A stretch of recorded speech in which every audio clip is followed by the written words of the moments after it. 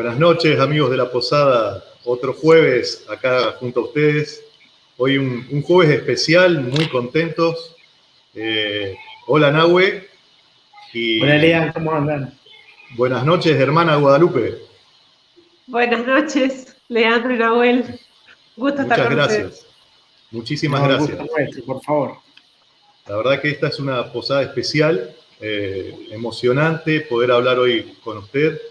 La habíamos escuchado en sus conferencias cuando estuvo en Santa Fe, pero bueno, hoy vamos a poder conversar. Un gusto realmente encontrarme con ustedes. Gracias por haberme invitado y bueno, y poder dar testimonio una vez más. Siempre me alegra poder hacerlo. Para eso estamos. Esa es mi misión. Así es, no nos queda duda. Bueno, Los agradecidos somos nosotros. Sí, la verdad que sí. Yo voy a presentar la hermana y vamos a arrancar con esta conversación. La hermana María de Guadalupe Rodrigo nació el 13 de abril de 1973 en Villa Mercedes, provincia de San Luis, Argentina. Habiendo cursado un año de la carrera de contador público, a los 18 años ingresó el 14 de marzo de 1992 al Instituto Servidoras del Señor y de la Virgen de Matará, perteneciente a la familia religiosa del Instituto del Verbo Encarnado, fundado por el padre Carlos Güell. A los 23 años fue enviada a Belén, Tierra Santa, donde se dedicó al estudio intensivo del árabe.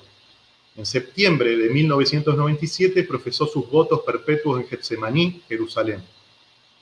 Fue superiora provincial durante 9 años en la región de Medio Oriente. Cumplidos 3 periodos como superiora provincial, en 2011 fue destinada a la ciudad de Alepo, Siria, para colaborar con la pastoral de la catedral y la atención de una residencia de jóvenes universitarios.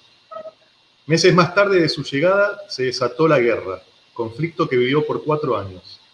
En 2014, por temas familiares, volvió a la Argentina y desde entonces transmite el testimonio de los cristianos perseguidos a pedido de diversas instituciones y organismos. Actualmente acompaña al movimiento Nazarenos Perseguidos, movimiento espiritual de la Iglesia Católica formado por laicos con diversos grados de pertenencia que surgió a partir del testimonio de los mártires y confesores de la fe, y cuya misión principal es difundir la realidad de la persecución religiosa. Bueno, hermana, la hemos presentado, así que Gracias, Leandro.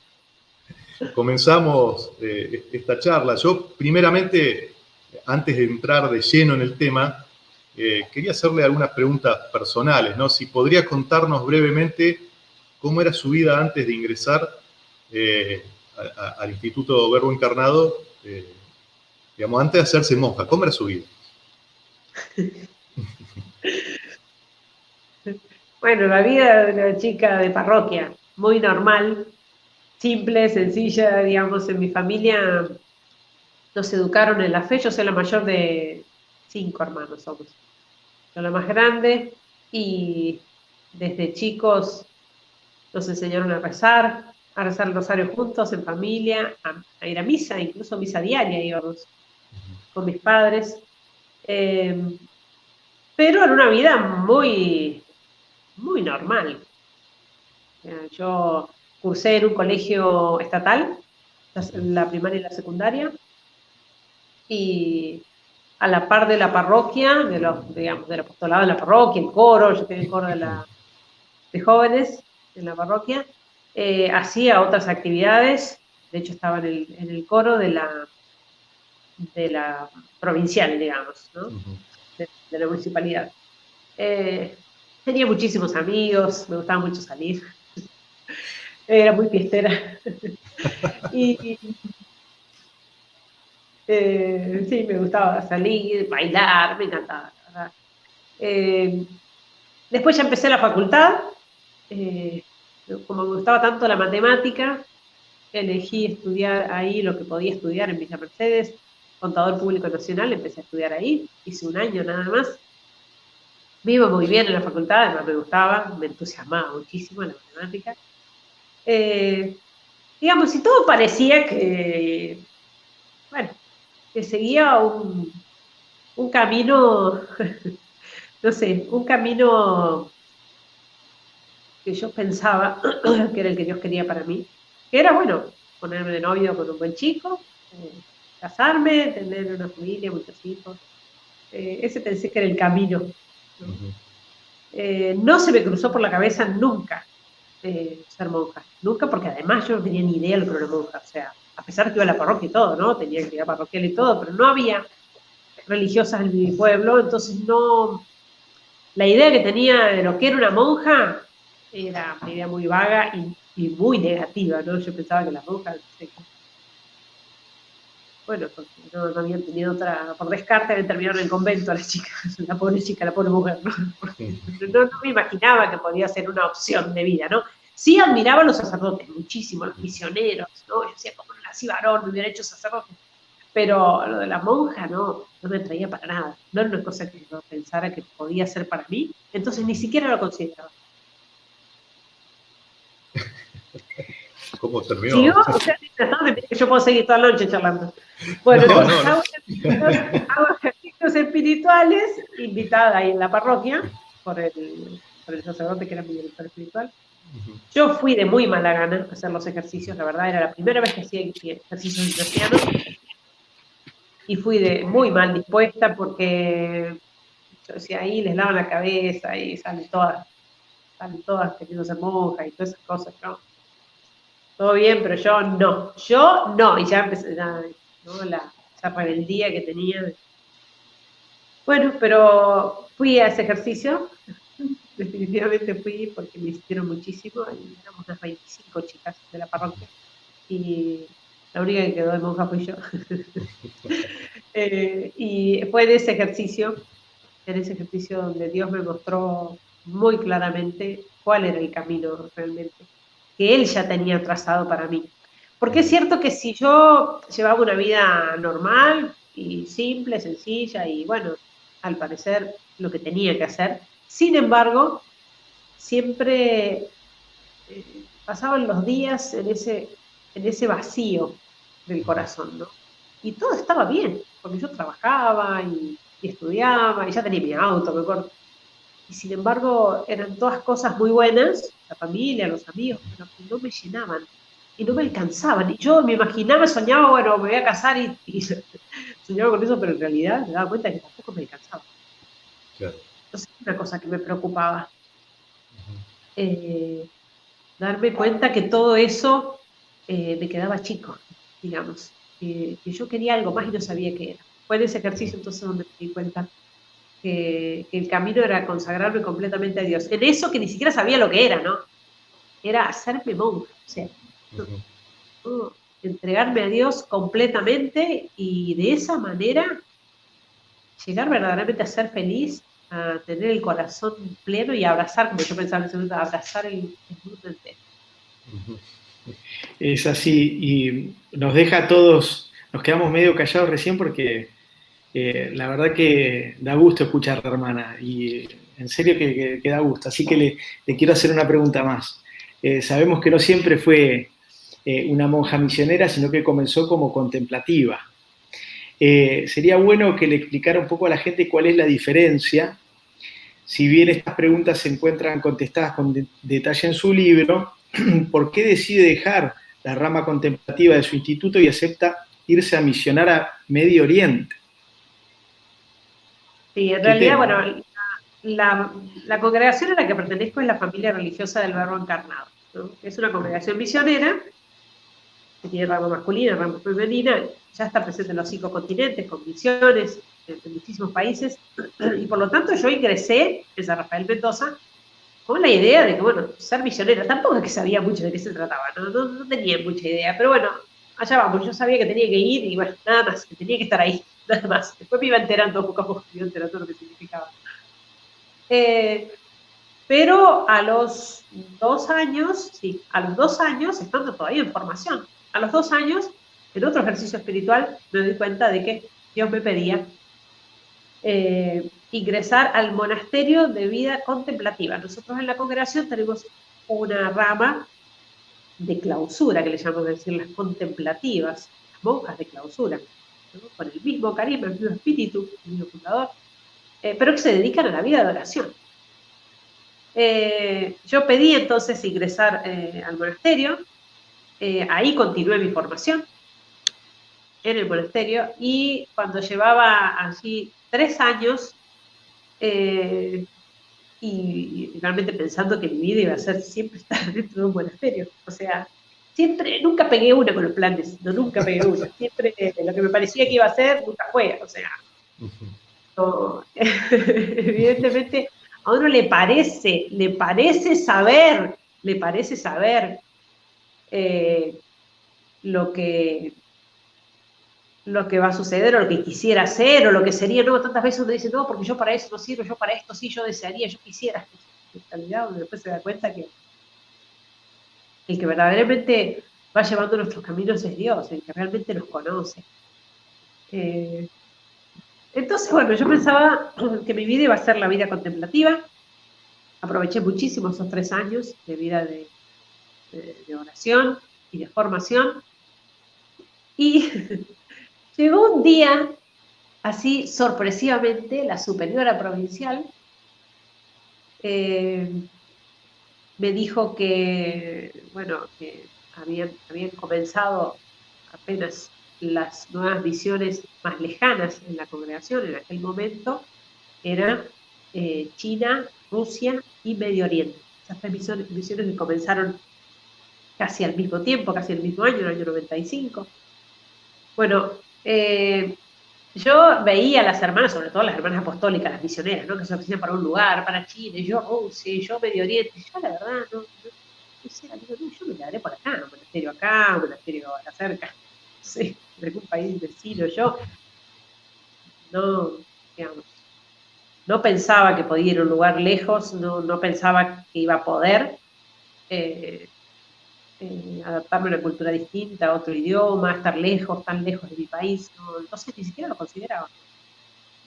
Pero llega entonces la Madre Superiora y me dice, bueno, tenemos un problema, y es que en la comunidad que tenemos en Belén, en Tierra Santa, había 3 hermanas en ese momento, están necesitando refuerzo, es la primera misión, es difícil, están necesitando una hermana más, y bueno, como vos ya has terminado tu formación, queremos pedirte si podés ir allá.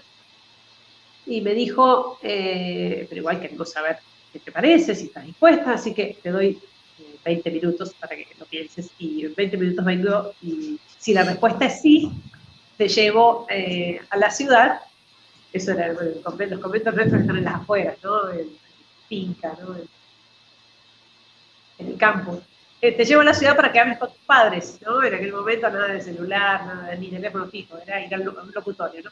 Entonces ella me dejó con todo eso así, me impactó realmente, o sea, una misión, o sea, yo era contemplativa, ir de misión, porque además ella me dijo, esto es algo, bueno, excepcional, porque evidentemente las contemplativas son para estar en todo el monasterio, pero no tenemos ahora una hermana apostólica de las misioneras que esté preparada, porque ya terminó la formación, ¿no? Los años de formación, y entonces te pedimos esto por un tiempito, engañando, por un tiempito.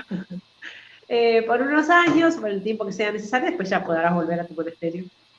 Pero realmente hace falta, entonces te pedimos este sacrificio, esta misión. Y entonces, 20 minutos para pensarlo. Digo, la madre se fue, digo, ¿qué hago en 20 minutos? ¿Qué puedo hacer en 20 minutos? O sea, ya está. Si por boca de mi superiora Dios me está diciendo que tengo que ir a Medio Oriente, no hay mucha vuelta que darle, ¿no? Me pareció una locura totalmente. Por el lado que lo miraron, una locura. Pero bueno, digo, ahí vamos. No sé, Dios se la arreglará, no sé qué será.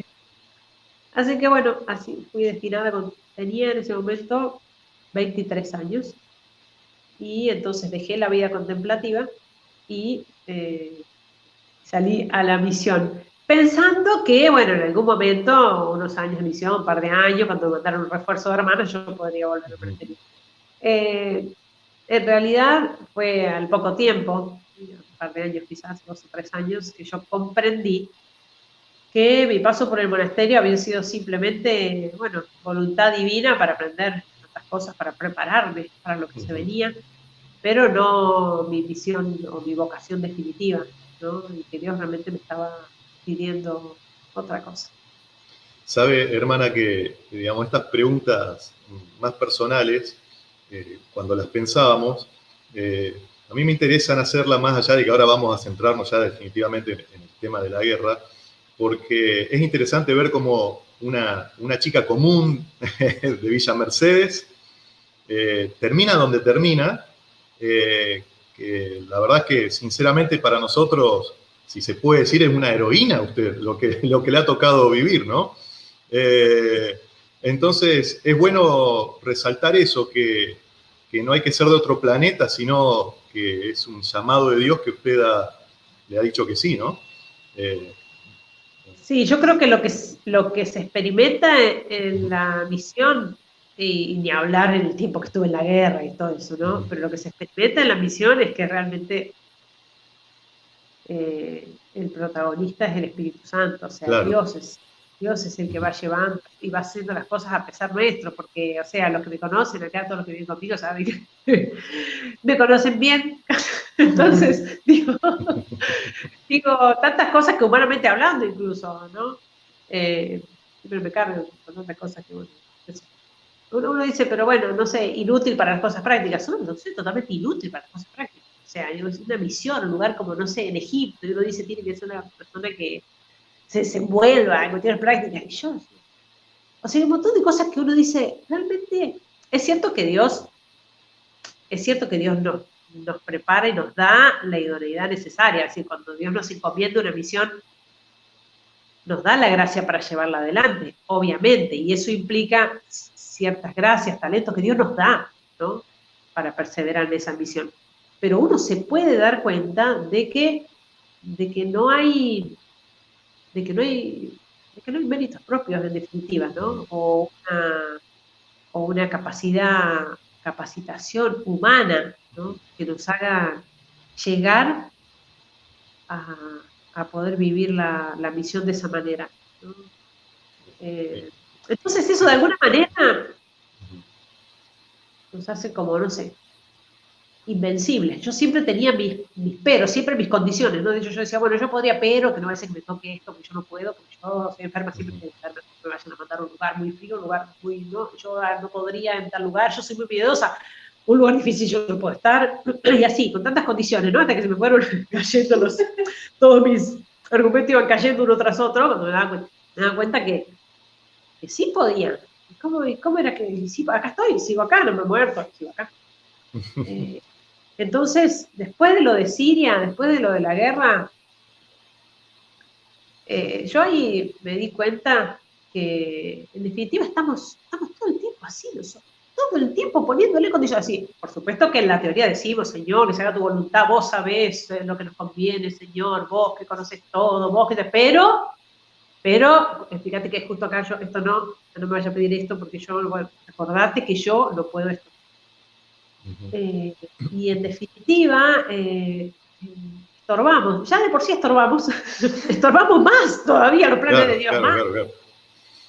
Hermana, ahora Se puede todo, realmente, se puede todo. A la luna, yo digo, que me mandan a Saturno ahora. Y sí.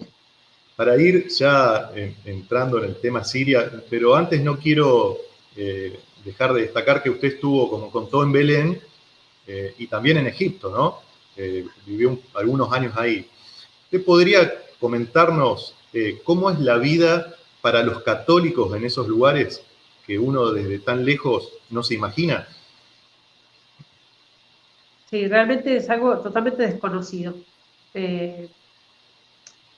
Al punto de que yo era monja ya y no tenía ni idea de que realmente esto sucedía con semejante intensidad, sobre todo en Egipto, ¿no? Pasé ahí 12 años y conocí de cerca, evidentemente, mucha gente, muchas familias, muchas chicas, muchos jóvenes, y ver cómo no hay familia que no tenga la gloria de un mártir, como dicen ellos. Porque es impresionante lo que significa para ellos vivir, para los cristianos vivir en un ambiente así, de tanta intolerancia. En general estoy hablando, ¿no? Porque depende mucho de los países, depende mucho de las ciudades, depende mucho del tipo de gobierno del momento, lo que sea, pero por el hecho de convivir con el Islam, que muchas veces los lleva a ser más extremos, más fundamentalistas, se da en general esta intolerancia, esta discriminación e incluso persecución, ¿no? Y en Egipto propiamente, yo recuerdo los años que estuve ahí, me acuerdo el tema de, por ejemplo, no digo construir iglesias, ni hablar, porque construir iglesias no se podía, ¿no? Evidentemente estaba prohibido, pero arreglar la iglesia, pintarla, revocar una iglesia, agregar un aula de catequesis, está simplemente prohibido, ¿no? Yo recuerdo que la gente, sobre todo en los pueblos del sur, que es donde se concentra más el cristianismo, la gente de noche hacía estas tareas. Por ejemplo, de noche levantaba una pared. Y al día siguiente, bueno, todos seguían como si nada, bueno, si nadie los denunciaba, si la policía no aparecía, seguían. Bueno, y de 2 o 3 días después, a la noche, levantaban otra pared. Y cuando querían ver ya la semana, ya que no habla de catequesis. Y bueno, si había alguien que denunciaba, sí, venía la policía y tiraba todo, pero a lo mejor, bueno, pasaban, ¿no? Y así, de esa manera. Y después lo que implica para los cristianos, por el solo hecho de ser cristianos, por otra parte eso no se puede ni siquiera disimular. No es que ellos buscaran disimularlo para nada, ¿no? De hecho, se tatúan la cruz, ¿no? Hay cosas que no quieren disimular. Pero además, está escrito en el documento, ¿no? Son cristianos, son la religión, digo, cristianos musulmanes, y eso los limita en los puestos de trabajo, en las posibilidades económicas. Ciertamente son ciudadanos de segundo grado. Y estamos hablando de lo que implica la vida social. Y hablar de que cada año, durante el mes de Ramadán, en alguna iglesia entraba alguno ametrallando y matando a todos los que estaban en misa. Y eso todos los años, eso pasa siempre desde hace años, ¿no? Y ver cómo estos cristianos han mantenido siempre firmes y gloriándose del martirio, ¿no? Nosotros tenemos muchas vocaciones de allá de Egipto. Yo recuerdo haber estado hablando con una chica que vino a verme, 15 años tenía en ese momento. Ella me dijo que quería ser monjita, quería quedarse a vivir con nosotros. Y entonces, bueno, yo conversé un poquito con ella, bueno, a ver, ¿por qué querés ser monjita? ¿Qué has pensado? ¿Por qué querés ser monjita? Ella me dice, porque quiero ser mártir. Y como religiosa voy a tener más posibilidad. Entonces yo no podía creer. 15 años. Ella es misionera. Emocionante, ¿eh? Emocionante. Y hermana, ¿y Siria? Sabemos que hay un gran contraste, o había, entre este país y los demás países que nombramos. Además de las diferencias materiales, económicas, ¿cómo era el estilo de vida? Teniendo en cuenta que también allí conviven musulmanes y cristianos. Sí, totalmente distinto. En Siria era otra realidad, justamente por tener gobierno laico. Es decir, no es que rige la ley islámica como ley civil. Entonces, hay, ¿no? Cierta libertad, con condicionamientos, por supuesto, debido al modo de gobierno que ellos tienen, pero cierta libertad, incluso para las minorías, para expresar, para manifestar su fe, y por eso se daba muy buena convivencia entre cristianos y musulmanes. O sea, Siria era como otro mundo dentro del Medio Oriente, junto con el Líbano, era otra cosa, ¿no? Yo recuerdo las veces que había visitado, ahí teníamos la comunidad de las hermanas y de los sacerdotes, ahí en Alepo, y ver una sociedad tan calma, porque esto que les digo, en estos otros países, en todos estos países, se respira en el ambiente, o sea, uno va caminando por la calle y lo pueden escupir, le pueden tirar una piedra, lo pueden insultar, o sea, es algo normal, ¿no? Por el solo hecho de llevar una cruz, de ser cristianos, ¿no? Que aparte se notan quiénes son cristianos, ¿no? Esto en Siria no se da, a mí me llamaba mucho la atención. De hecho, ahí tenemos en Alepo una residencia para estudiantes universitarias. de chicas que van de otros pueblos a Alepo a estudiar, ¿no? Alepo tenía el mejor nivel académico de la zona, de toda esa región, ¿no? Varios países a la redonda. Y me llamaba la atención cuando iba a visitar, y conocía a las chicas, las jóvenes, y que alguna me decía, sí, porque yo estudio con mi mejor amiga, que es la fulana musulmana. Mi mejor amiga musulmana. O sea, era una cosa que yo no podía entender, porque no es una cosa que se hablaba en otros lugares. Y así tener, por ejemplo, socios de una empresa, musulmanes y cristianos, socios, muy buenos amigos y trabajando juntos toda la vida. Entonces, cosas que evidentemente se daban de manera totalmente excepcional, ¿no? Un equilibrio que habían alcanzado en Siria gracias a la tolerancia, justamente gracias a la apertura, a la moderación en la misma vida del Islam, ¿no? Además, yo recuerdo, como le mencionaba, que estuve presente en una conferencia suya donde usted mostraba fotos de Alepo, y realmente una ciudad hermosa, moderna, que desde acá uno, sinceramente, no se imagina, no se imagina cómo son las cosas. Pero mi pregunta es, usted dijo que fue superiora durante muchos años, y cuando va a Siria, digamos, ya no va a un lugar más tranquilo, incluso usted también, como con funciones como misionera más tranquilas. ¿Cómo fue y por qué en un casi, digamos, abrir y cerrar de ojos se desata una guerra tan cruel? Sí, yo hacia fines del 2010 terminaba con el cargo de superiora provincial. Había hecho ya 3 periodos y terminaba sí o sí, y estaba realmente agotada. Habían sido años hermosísimos, ¿no? Muy intensos de misión, la verdad no los cambio por nada, pero bueno, años que realmente me costaron, se llevaron en parte mi salud, ¿no? Entonces, yo pensaba, bueno, realmente merezco un descanso, ¿no? Merezco algo un poco más tranquilo para recuperarme, ¿no? Para retomar fuerzas para la misión nuevamente. Y yo no es que pensé venirme a Argentina o no, yo realmente ya, ese era mi mundo, esa era mi gente, era mi ambiente, ¿no? Ya había aprendido el árabe, era como, no sé, pensar de salir de la misión, de salir de Medio Oriente, para mí, no sé, era como, fuera del agua, no podía realmente pensar que podía recuperarme así. Entonces pedí quedarme en Medio Oriente, pero en algún lugar más tranquilo, es decir, sin responsabilidades, con algún apostolado más calmo, más estable, no tanto viaje, no había viajado muchísimo en esos años, ¿no? Tenía misiones en 7 países, 20 comunidades, me la pasaba viajando de todas las maneras posibles, saltó el camello, todas las peripecias, la vida y por haber, porque allá no se viaja como el resto del mundo normalmente, ¿no? Entonces, todas esas aventuras misioneras hermosísimas, pero que me desgastaron. Entonces, yo como conocía Alepo, y una ciudad tan desarrollada, tan tranquila, tan estable. La misión de nuestras hermanas ahí, en la catedral, que tenían el coro de la catedral, que me encanta la música, el órgano, y después el apostolado con las jóvenes. Entonces yo digo, este es el lugar ideal para descansar. Yo, por supuesto, haciendo todos los planes de lo que me parecía, que yo quería.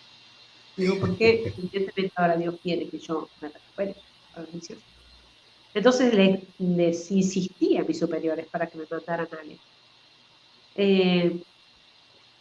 Accedieron, esto era fines del 2010, y entonces llegué el 4 de enero del 2011 a Alepo, a sumarme a la comunidad. Ya no era superiora ni siquiera de esa comunidad, entonces estaba, recuerdo que yo le escribía todos los días a mi mamá, a mi padre, todos los días escribía, que es parte de eso lo que puse en el libro, ¿no? Porque yo todos los días le escribía algo.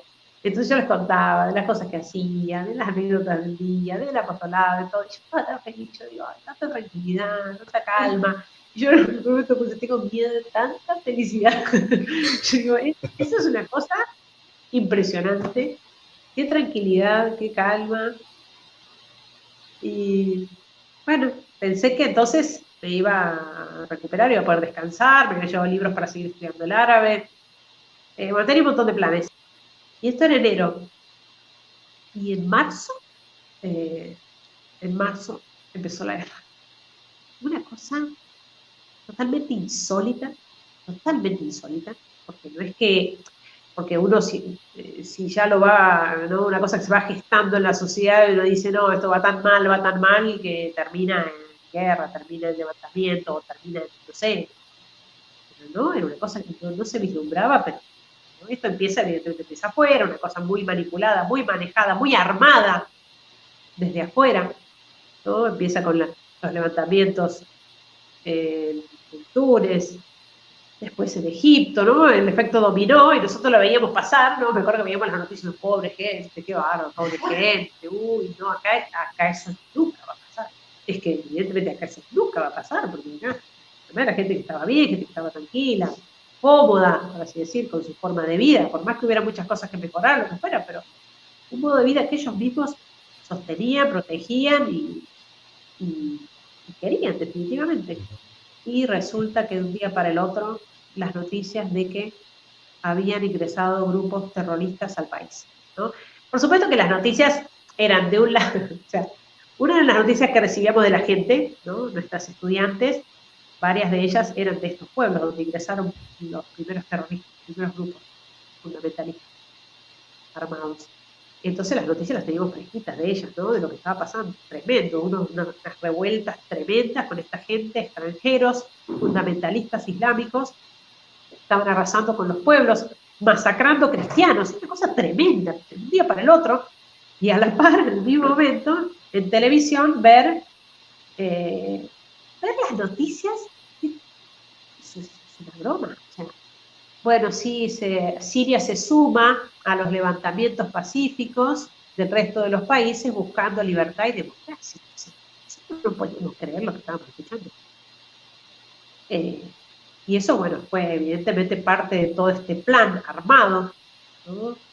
Que estaba muy bien pensado, porque evidentemente eso lo que logró fue convencer a la opinión pública de la necesidad de llevar adelante estos levantamientos, ¿no? Buscando la libertad, cuando en realidad se trataba simplemente de una invasión de grupos terroristas, un atropello en definitiva a la soberanía legítima de este país, aprovechando ciertamente focos de desacuerdo, que por supuesto lo sabía en el país, ¿no? Entonces potenciaron esos focos de rebeldía, por así decir, y apoyándolo con grupos armados desde afuera, y así empezó la guerra, de un día para el otro, y avanzó de una manera que cuando quisimos darnos cuenta ya los teníamos sobre la. Y hermana, ¿qué actitud tomaron los cristianos, los nazarenos, frente a las persecuciones de grupos terroristas islámicos? ¿Qué actitud se tomó? Bueno, esto fue realmente impresionante porque cuando se empezaron a escuchar estas primeras noticias, yo recuerdo las primeras, ¿no?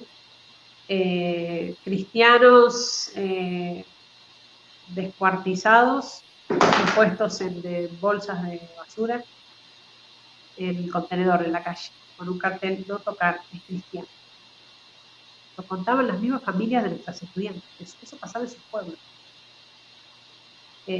A fulana que la habían ahogado, el estudiante la habían ahogado en el lavabo del lavatorio del baño por ser cristiana. Cosas tremendas, una noticia detrás de otra. Es decir, la guerra, etiquetada como guerra civil, en realidad no es propiamente nunca fue una guerra civil, era en realidad este terrorismo, ¿no? Terrorismo que se levantó contra los civiles, contra el Ejército Nacional Sirio, pero llevado adelante por grupos que son fundamentalistas islámicos, es decir, que tienen como objetivo simplemente acabar con la presencia de infieles, como lo llaman ellos. Los infieles son los que no, todos los que no profesan el Islam fanático de ellos, entonces incluso hasta los musulmanes moderados, perseguidos, ¿no? Entonces cuando se empiezan a escuchar estas noticias, yo recuerdo la reacción de nuestros feligreses, recuerdo la reacción de nuestros jóvenes, ¿no? Y me impresionaba muchísimo porque todavía no llegaban a Alepo y sin embargo ellos, yo creo que ya lo presentían, ¿no? Lo presentían, la posibilidad de que llegaran finalmente sobre nuestra ciudad. Pero además, el hecho de ya sentirse preparados, de ya mostrarse preparados, manifestarse preparados. O sea, no escuché ninguno que dijera, no, bueno, a mí me ponen la ametralladora, aunque seas musulmán te matamos, porque así es la manera, ¿no? Más allá de los bombardeos directos, los ataques, ¿no? Cuando tomaban un pueblo o tomaban un barrio, era uno por uno los cristianos intentando que apostaran.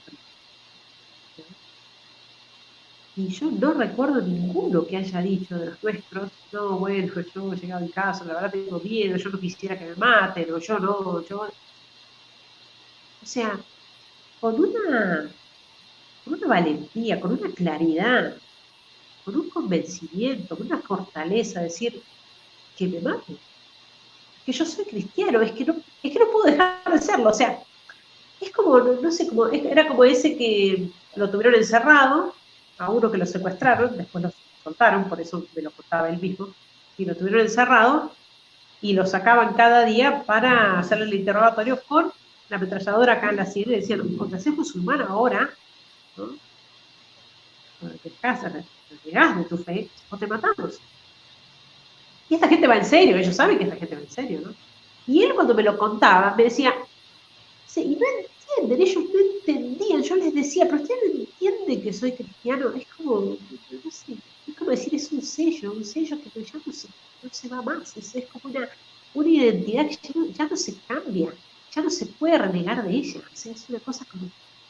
Entonces él mismo no podía entender cómo esta gente le planteaba una cosa así, incluso él me lo decía de manera graciosa, porque me decía, usted puede creer, hermana, que al día siguiente me sacaban otra vez con la ametralladora acá para preguntarme de nuevo lo mismo.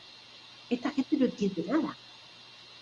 Y si yo les decía, mi corazón es de Jesucristo, es que no puedo hacer nada, yo soy cristiano. ¿Sí?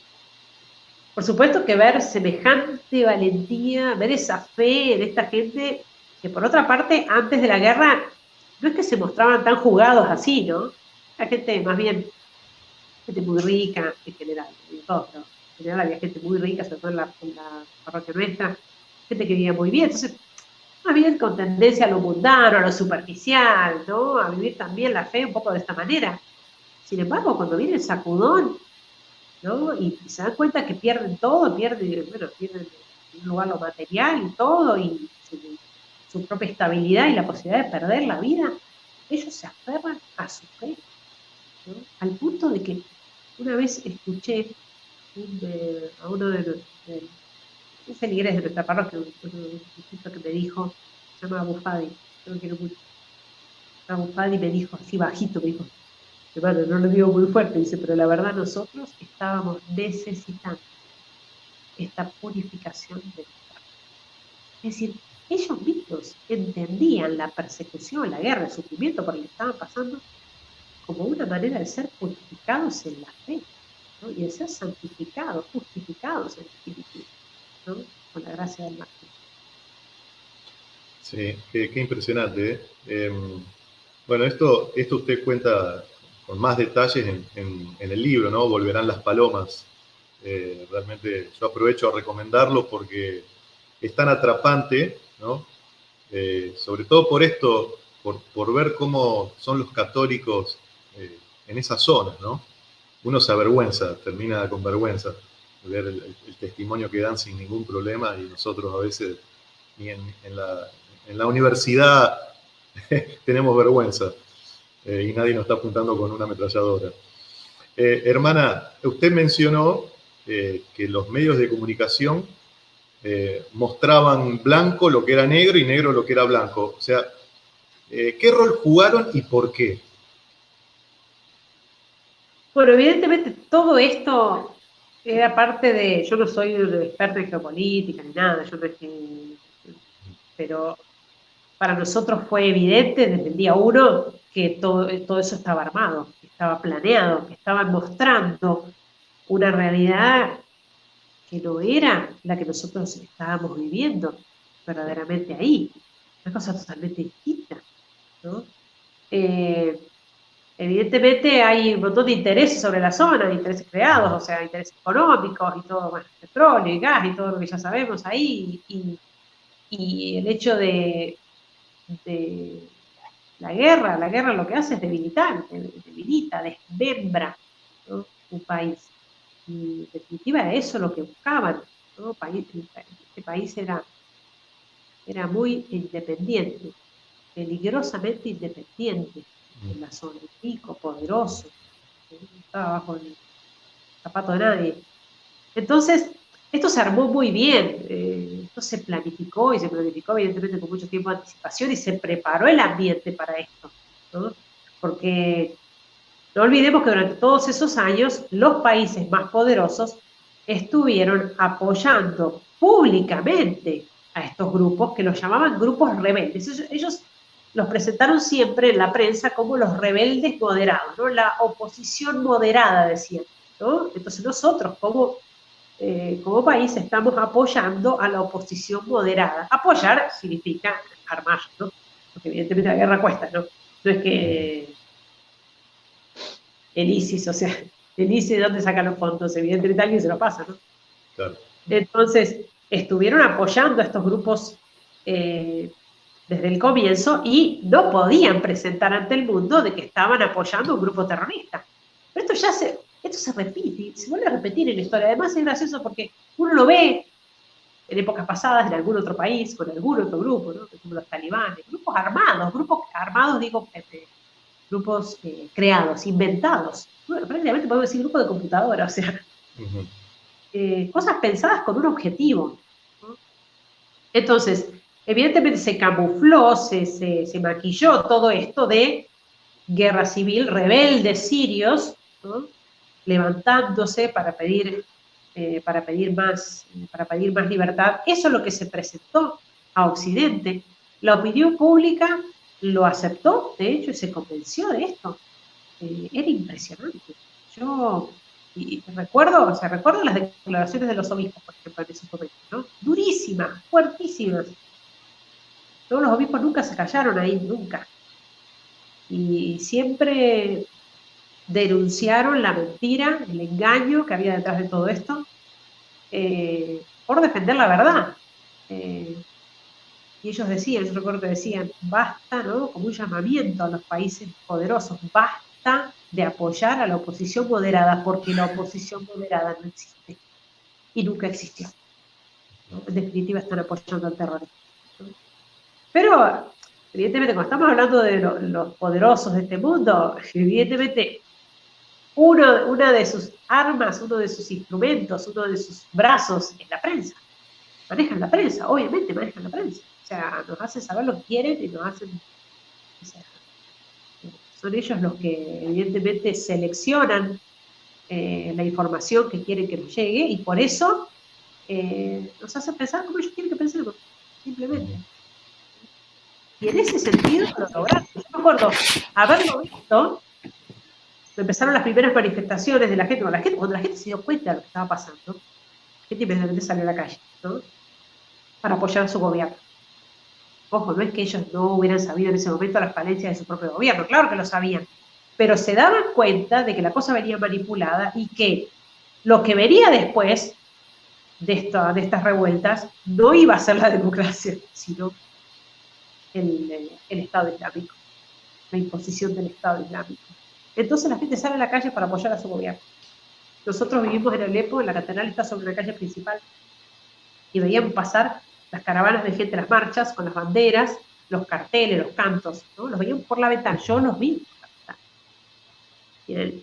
Y simultáneamente, en ese mismo día, veíamos a la noche, en un momento que tuvimos electricidad, pudimos ver las noticias, teníamos luz una hora al día nada más, teníamos muy poca electricidad. Pero cuando teníamos, aprovechábamos a mirar las noticias, ver que pasaban imágenes de estas marchas, comentadas así: continúan las manifestaciones pacíficas del pueblo sirio que sale a las calles pidiendo a su presidente que se vaya. O sea, era exactamente aparte era gracioso porque se escuchaba la marcha, claro, ¿cuánta gente en Occidente sabe árabe para darse cuenta que estaban diciendo vivas al presidente en realidad, ¿no? Que estaban apoyando a su gobierno, ¿no? Con los carteles. Entonces, eso lo manejaron siempre así. Fue realmente la única manera de poder sostener en el tiempo semejante injusticia, semejante atropello, ¿no? De hecho, hasta el día de hoy, a pesar de que después esto cambió, ¿no? Después esto cambió y yo creo que hubo más concientización de lo que estaba pasando, pero hasta el día de hoy no lee noticias y donde dice, bueno, la guerra civil en Siria, que se llevó tanto muerto, o sea, los efectos de la guerra, las consecuencias de la guerra civil se sigue etiquetando así, ¿no? Yo cuando salí, me acuerdo, cuando yo volví a Argentina en 2014, a fines del 2014, me sorprendió muchísimo eso, como la ignorancia que había respecto a que no se hablaba de este tema. Aparte, es gracioso, cuando uno está en una situación así, no sé, le parece que todo el mundo es así. O sea, nosotros estábamos viviendo al filo de la espada, o sea, en cualquier momento nos morimos, tenemos que estar preparados, lo importante es el cielo, hay que tener el alma, ¿no?, dispuesta, porque en cualquier momento, entonces vivir con esa intensidad el día a día, es vivir en otra órbita, es vivir otra cosa, claro, uno, pasar a Occidente, una cosa, el cambio, ¿no? Fue tan chocante, ¿no?, de ver que el mundo seguía en la suya, como si nada. O sea, allá nos estaban matando como hormigas, los cristianos. No salía en ninguna parte. De eso no se hablaba. O sea, de la persecución a los cristianos y de los mártires no se habló nunca en los medios políticos. No. Y encima lo que se sabía era totalmente erróneo, ¿no? Entonces, era también muy doloroso. Yo creo que para la gente, más allá del sufrimiento de la guerra, el sufrimiento de la persecución, entonces sumó el sufrimiento del abandono. El abandono de Occidente, de ese silencio cómplice de Occidente. Yo creo que, bueno, y también para la gente que está en el chat por ahí que quiere tener más información por ahí, la aclaración de que los tiempos son cortos y realmente queremos ir aprovechando a la hermana en todas las cuestiones que nos va contando. No, pero es para explicar porque realmente uno se queda, incluso yo hasta me quedo como enganchado y como que me quedo pensando y por ahí estaría para hablar horas y horas. Yo creo que, hermana, ha respondido una pregunta que tenía respecto al tema de cuál fue la posición de Occidente y la he respondido magistralmente. Por eso querría preguntarle otra cosa que me parece importante también, y bueno, y agradecerle por todo este testimonio. Después de su experiencia en la guerra, de ver que todo se derrumba, de vivir en medio de los bombardeos, de ver persecución y muerte principalmente por no negar a Jesucristo, ¿no? Eso hay que remarcarlo.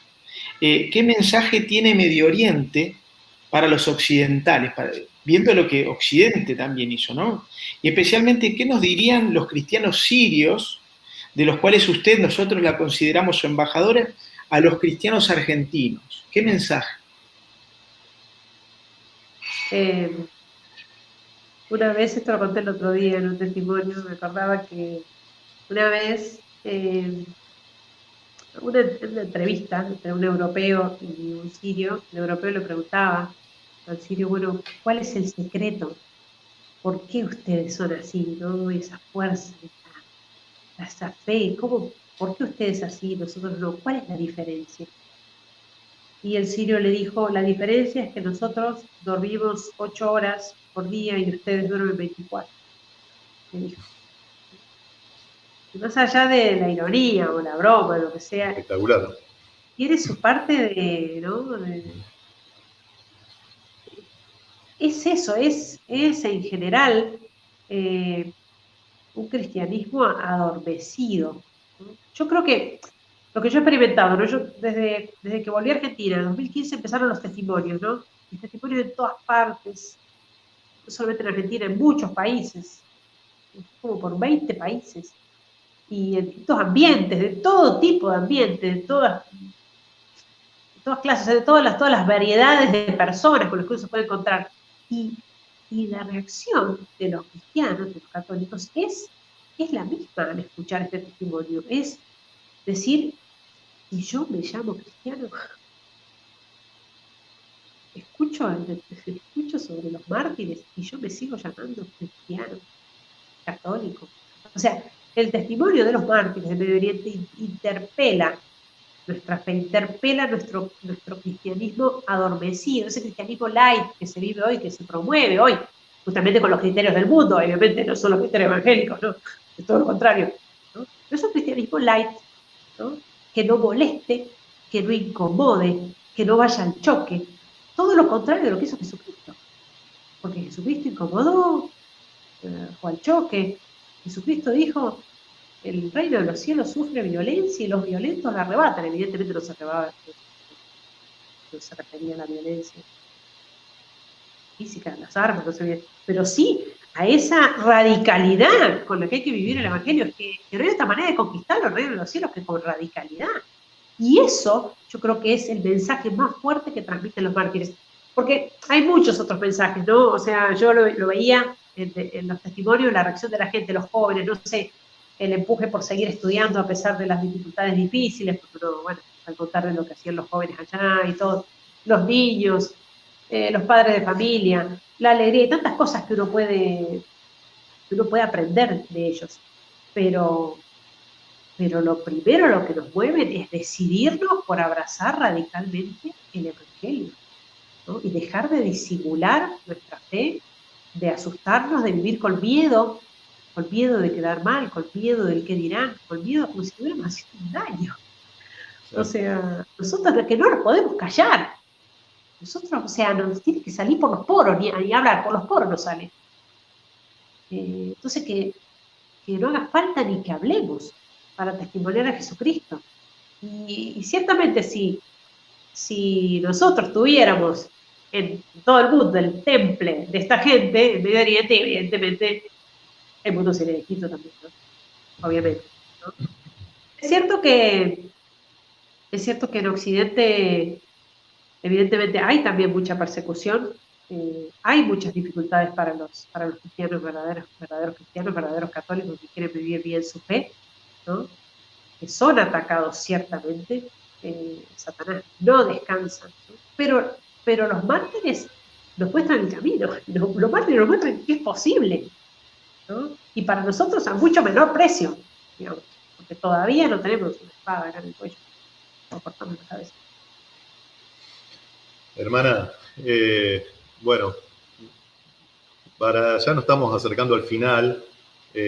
Tengo dos preguntas nomás que no quiero dejar de hacerle, ¿no? Porque una cuestión que no es menor y que puede resultar escandalosa o loca, diría yo, para quien no lo entiende, es que teniendo en cuenta una de las características que sobresale en los miembros de su instituto, que yo lo veo, es la alegría, ¿no? Se ve la alegría.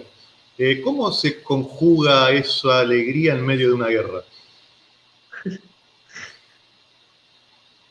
Bueno, lo del testimonio de la alegría fue impresionante porque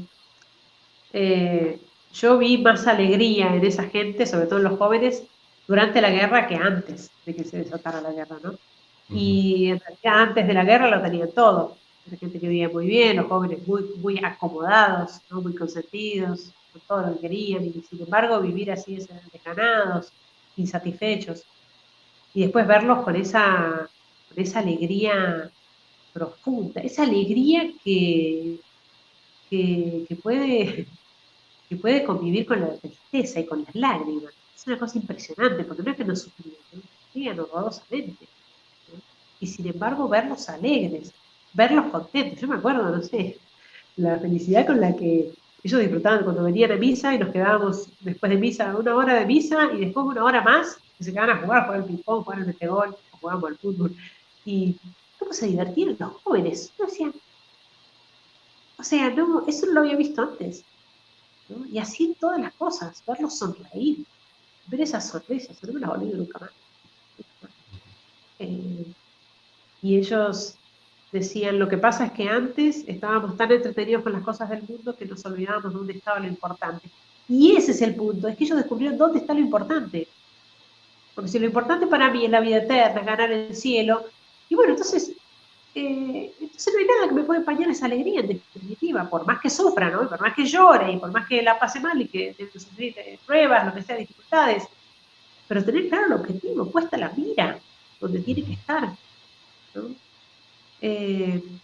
Ver la alegría de esta gente, yo me acuerdo una chica de la parroquia, Nadine, una chica muy joven que tenía 2 niños chiquitos, iba a misa todos los días.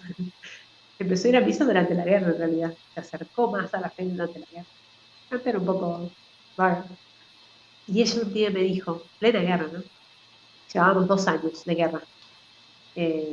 Guerra, todos los días, día y noche, bombardeos, tiros, cañonazos. Ella perdió su casa, se había cambiado ya por 3.ª vez de casa, había perdido familiares, aunque no directos, pero su marido había perdido el trabajo, era un empresario muy importante. Y ella me dijo, hermana, yo sé que va a sonar feo lo que le voy a decir, pero estos últimos 2 años son los años más felices de mi vida.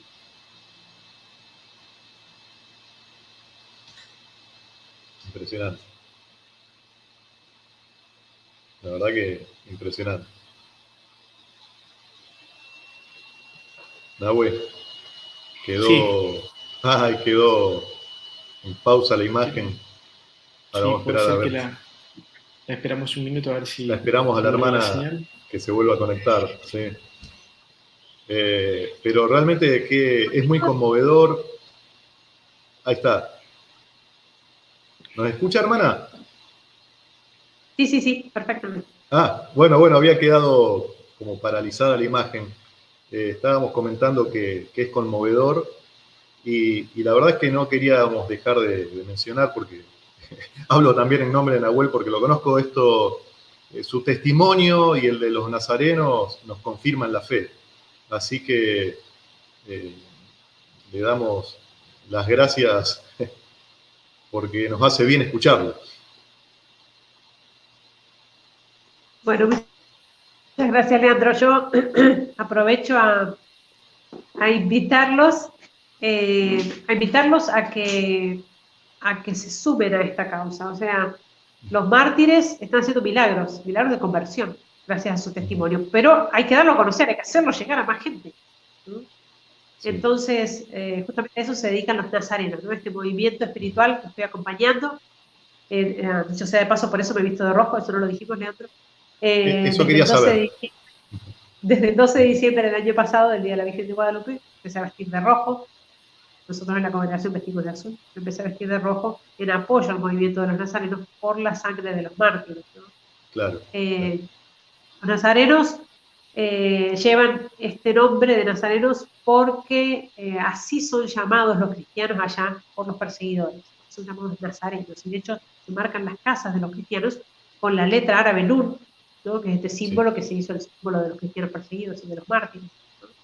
Y los nazarenos se multiplicaron de una manera impresionante desde Buenos Aires por Argentina y por muchos países y se han sumado muchísimas personas con un compromiso muy sencillo, que es rezar por los cristianos perseguidos, ¿no? Ellos necesitan de nuestras oraciones y en Occidente la iglesia perseguida necesita oraciones. Nosotros estamos necesitando oraciones, cada uno de nosotros para perseverar tenemos que rezar unos por otros, porque lo que se viene es difícil, muy difícil. Entonces rezar por los cristianos perseguidos y difundir esta causa. Por eso los invito a que se sumen. Hay un grupo de Facebook al que pueden formar parte, Nazarenos Perseguidos, también en Instagram, en YouTube también, en Twitter somos nazarenos. Así que todos invitados. Bueno, hermana, cuente con nosotros, cuente con las oraciones. Vamos a difundir las redes sociales de ustedes. La idea nuestra era terminar esta entrevista pasando el video de Maxi Largui, ¿no? Que es muy conmovedor, una letra realmente espectacular, pero le quiero hacer una pregunta más, perdón, que tiene que ver con el nombre de su libro, ¿no? La pregunta es corta, ¿volverán las palomas? Sí, y de hecho el libro se llama Volverán las palomas, no se llama con signo de pregunta, dice Volverán las palomas, ¿no? El nombre es por la anécdota de un niño de allá de Alepo, que nuestra parroquia, que fue a un encuentro de niños y de los salesianos y largaron 2 palomas de los salesianos después de terminar los juegos y la oración y todo, y les dijeron a los niños, son las palomas de la paz, les dijeron a los niños, ¿no? Que van a volver a Alepo trayéndonos la paz. Y este niño Todas las noches iba a dormir, a la mañana temprano, apenas abría los ojos, me contaba su mamá, me decía, mamá, ¿ya volvieron las palomas? ¿No? Y su mamá me decía, no, todavía no, pero podemos ir a Don Bosco, a lo mejor volvieron y están ahí, y nos trajeron la paz, ¿no? Entonces, que la esperanza de este niño, Rosalín se llama este niño que recuerdo con tanto cariño, la esperanza de este niño está expresando la esperanza de todo cristiano, ¿no? La batalla ya está ganada. Así es. Bueno, Nahue, ¿te parece que despidamos a la hermana y pasemos al video? Sí, despedimos a la hermana y bueno, agradeciendo, como siempre, bueno, por supuesto a la hermana y bueno, a Jesucristo, a nuestra Madre María, y que nos ha dado también la dicha y la gracia de tener mucha gente participando, estando mirando el video, así que eso es realmente una bendición. Así que bueno, hermana, muchísimas gracias, muchísimas gracias. Gracias a ustedes, que Dios los bendiga también con este apostolado que hacen. Adelante. Bueno, hermana, muchas gracias. Y desde acá de Santa Fe le mandamos un caluroso abrazo y la queremos mucho. Muchas gracias, yo también. Bueno, adiós. Vamos a ver el video. Nos vemos, adiós. Adiós.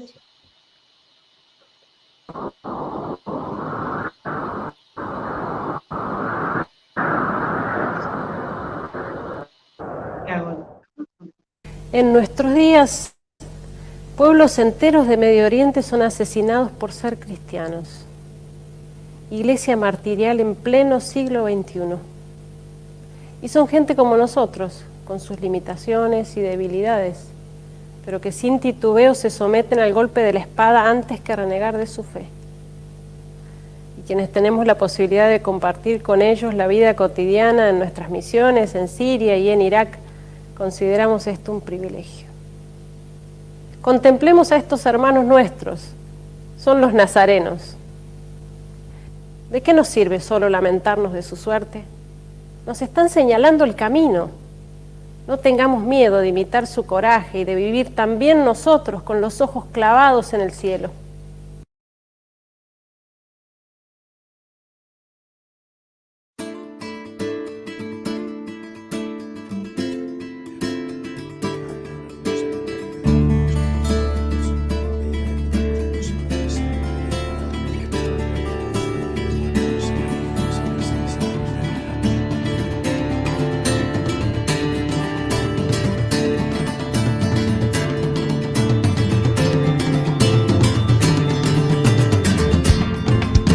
Arenas del desierto se han mojado con la sangre y las lágrimas de Dios.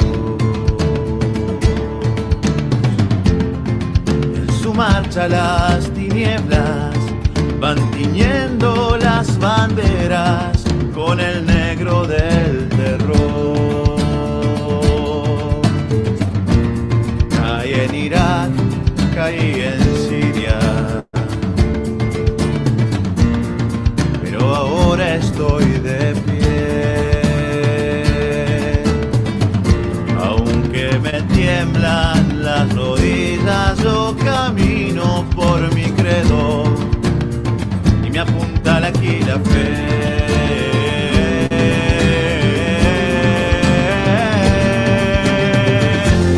Soy nazareno, nazareno, llevo un anuncio en mi voz que habla de resurrección, y cuando muero, no muero, porque fui marcado con la letra luz en mi alma por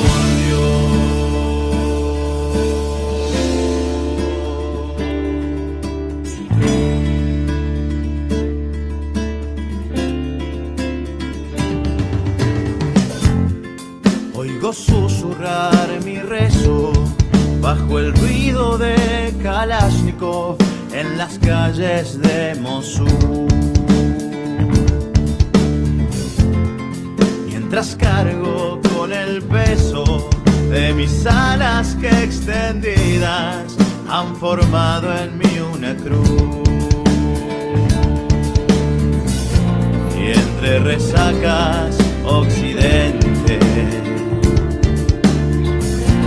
Come al caníbal del rencor. Y aunque hasta el sol parezca ausente, veo pies sobre serpiente, veo el triunfo del amor.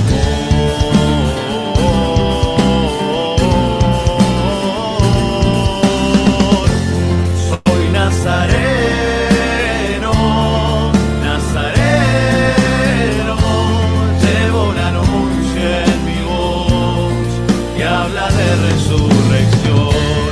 Y cuando muero, no muero, porque fui marcado con la letra Nun en mi alma. Podrás llevarte mi cabeza, podrás quemarme las iglesias, podrás echarme de la tierra que me vio nacer, pero mi alma es de Dios. Podrán tus armas convencerte de que has logrado someterme, pero el espíritu me sopla hacia la libertad. No hay cadenas para la verdad entre los clavos de tu ira. Quiero ofrecerme otra mejilla, amar la mano que martilla y con mi cuello acariciar el filo de tu daga.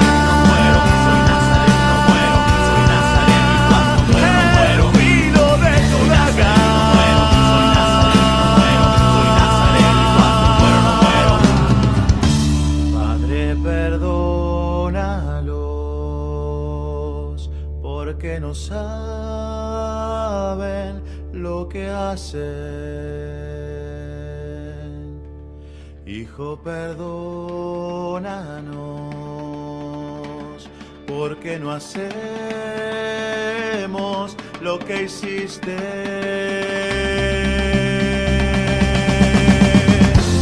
Soy nazareno, nazareno,